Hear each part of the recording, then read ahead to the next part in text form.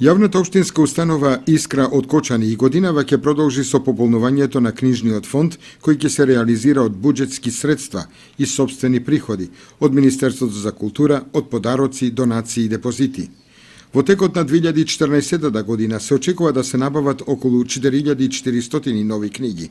Најголемиот дел ќе се купат, а за нив во финансискиот план за 2014 година има предвидено финансиски средства, а дел ќе се добијат и како донација и подарок. Како што информираат од библиотеката Искра, голем број книги се добиваат од Министерството за култура. Следуваат донации од книги што ги доделува Министерството за образование од проектот Преведена стручна литература.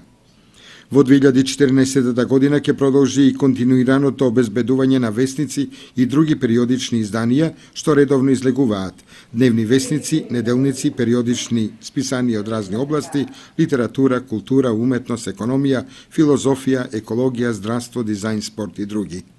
За овој фонд секогаш има голем број корисници, граѓаните посебно имаат интерес и потреба од разни информации што се објавуваат во службениот весник, а се бараат и стручни списанија што се користат за разни семинарски работи, стручни трудови